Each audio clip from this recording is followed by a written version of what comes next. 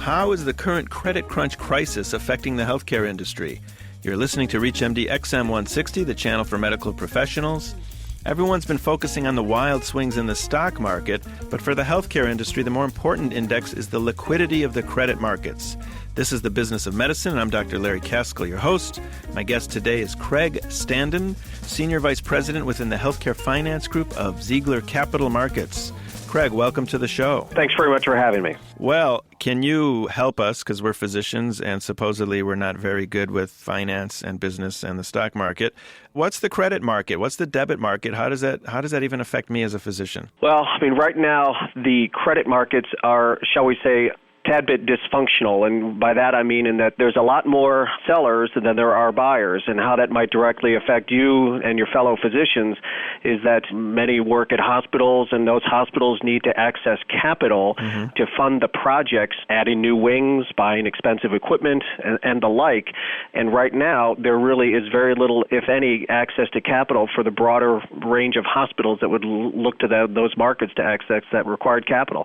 The vast majority of hospitals in the country are nonprofit healthcare organizations who predominantly issue tax-exempt bonds, either floating or fixed rate or various other structures. But right now, there's a lot of issuers or borrowers who are looking to access capital, and there's very few outlets for that capital right now. So as an example, let's say I am a radiology department and I want to buy a new CAT scan, and I go to GE and I want to finance it. And what happens? Do they say, I'm sorry, you can't finance this anymore? Because, you would think the hospital would have good credit. True. Probably the median credit quality for hospitals in the country, and I'm looking at really the hospitals that are rated by the three main municipal rating agencies, Standard & Poor's, Moody's, Investor Service, and Fitch, is probably in the mid-A category.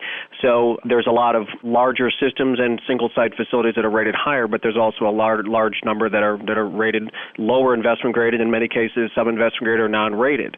So when they go to providers such as a GE, or if the finance department at the hospital looks to access tax-exempt bonds, really that decision of investors to provide that capital, either directly in the case of GE or through investors like you and me when we invest our money with bond funds, it's really based on the credit quality of the hospital. And as many hospitals have seen their financial profiles deteriorate, at least most recently, because of a couple of different dynamics that are occurring. Interest costs are going up. Investment returns on their investment portfolios are going down. More patients are presenting at the hospital who might have less insurance or no insurance because of what's happening in the broader economy. And so as the financial profile of these hospitals looks less strong to potential investors or credit providers, there's a hesitancy, and it seems to be all pervasive at this point, to provide capital to the hospitals that need that capital in a very intensive sector. Well, what has to change for the first company to say, okay, you know what? I'm going to start lending. I'm not going to wait for everyone else to start. What unfreezes this? That is the quintessential question, because right now there is a there's a couple of things that are occurring. As you and I, as investors in bond funds, see the dismal returns in those funds, a lot of us are saying, well, I want to pull my money out. So right now we're in a situation where there are net sellers in the market, meaning bond funds have to raise cash so that you and I can pull our money out.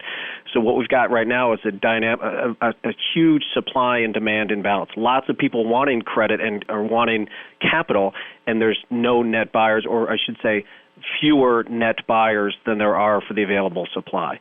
But right now there's also just a general, fear is a term we could use on what the future holds for the broader economy, and looking specifically at the healthcare sector, just the strength of the sector in general. Well, we both know that there's two emotions that drive this, the other one being greed. So when will we get greedy again? We were in a period probably for the last 24 months where rates were very low and credit was very cheap from the standpoint of where interest rate levels were and where deals were able to get done and at what levels capital could be accessed. And maybe we're into a new paradigm or a new world, a brave new world, and maybe people don't like what the brave new world has to offer. Rates have gone up dramatically, and dramatically by probably 2, 3, and 4% higher than they might have been just, say, 8 months ago, even for stronger credits, stronger hospitals, larger systems. And that obviously crimps budgets. It crimps the ability to fund these large capital projects and do the things that hospitals need to do to provide access to care for the broader population. Well, I don't think it's so terrible if a hospital doesn't go out and, buy more toys or more CAT scans. How else are they being affected? Is their payroll, is their ability to meet payroll even being affected? To be sure, there are those hospitals out there that are either finding themselves or may soon find themselves in much dire circumstances. I mean, you think of kind of the big circular loop as unemployment grows. State and local governments are getting less in tax revenues, but looking specifically at the hospital sector, more people are going to the hospitals because they got to get treated if they're sick, and that's just a fact. There's more people presenting at hospitals with either no insurance or they're deferring the payment of their copays, and so that affects the hospital finances.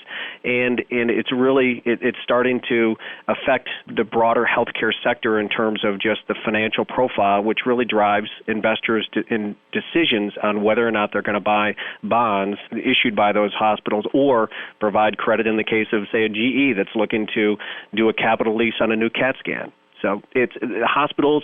It's a very competitive market, but more importantly, it's a very capital-intensive market because if the hospital down the street has the newest, latest, and greatest, then the hospital that doesn't sees themselves at a competitive disadvantage and wants to find a way to right that differential between where they are and where their competitors are. If you've just joined us, you're listening to The Business of Medicine on ReachMD XM160, the channel for medical professionals. I'm Dr. Larry Kaskel, your host, and I'm talking today with Craig Standen, Senior Vice President within the Healthcare Finance Group of Ziegler Capital Markets, and we're talking about how the current credit crisis is affecting our industry, the healthcare industry.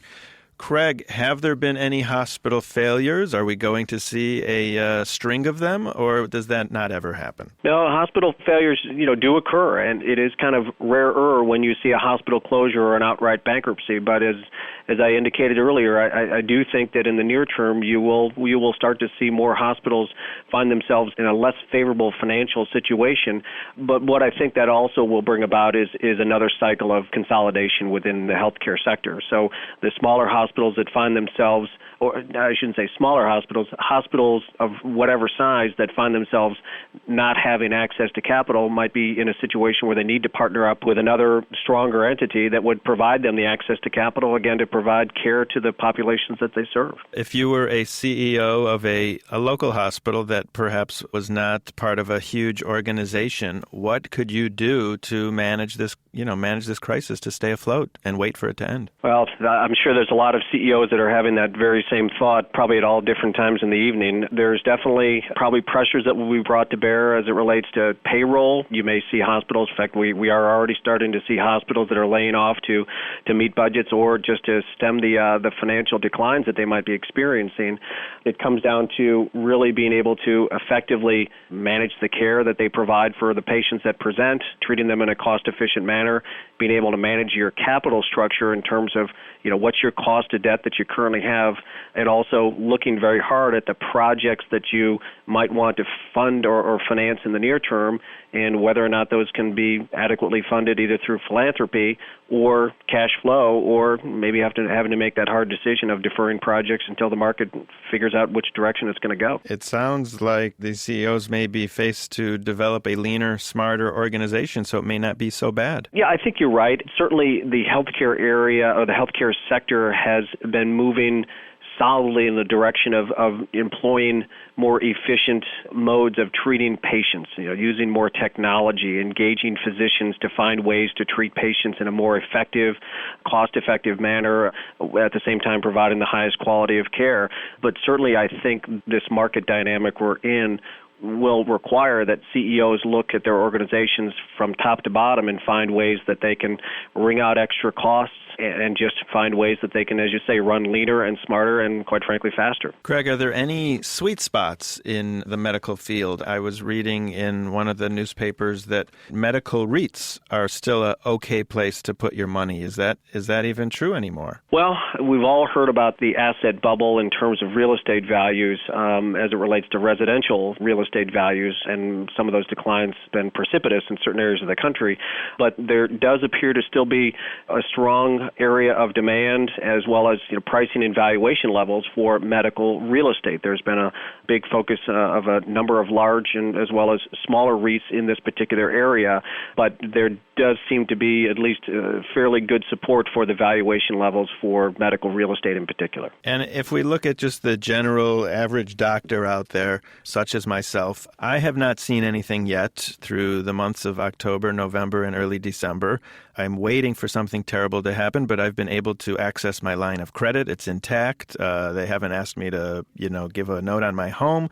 So how are general physicians affected by this, or is it really just the big organizations? I do believe that physicians on the ground in the trenches. Exactly, in the trenches, the first point of contact for a patient that presents at the hospital or the office, we'll probably start to see that. We have heard and seen indications where banks are taking back committed but untapped lines of credit, and that's both personal as well as those lines of credit that would be extended to larger organizations. But I think one of the areas where there may or may not be pressures is really on the reimbursement side at the federal and the state level. And I think as we see potentially lower tax revenues given what's happening in the broader economy, there's obviously pressures on the federal budget and reimbursement, both to hospitals as well as to physicians, is certainly something that has seen wild swings at least in the near term. Speaking of federal impact, Craig, what do you think the president-elect can do when he gets into office to unfreeze this and help the medical field at the same time? Is there something he could do that would magically solve both problems? That's a very tough question to answer. I think he's really starting to, formulate his cabinet. He's appointed Tom Daschle to be his Secretary of Health and Human Services, and I think he's widely seen as someone who really understands the healthcare sector and really kind of some of the challenges that it is facing. But we haven't really seen anything in gross detail in terms of what his plans are for the near term for the broader healthcare area. Obviously, the key thing for a lot of these hospitals is just finding a way to access capital. I mean, the tax-exempt hospitals that issue bonds to finance these projects, really, they don't have any equity that they can issue out to the public, and so really their way to fund these projects and continue to deliver quality care is through the tax-exempt bond market or the credit markets in general. And until we find a way to unfreeze and I guess get some confidence back in the credit markets, there'll be some challenges, at least in the near term. I mean, our sense is that it probably is going to get a little bit worse before it starts to get a little bit better. I'd like to thank our guest, Craig Standen, for joining us today. Thanks very much for having me. I appreciate it. Craig Standen is the Senior Vice President within the Healthcare Finance Group of Ziegler Capital Markets.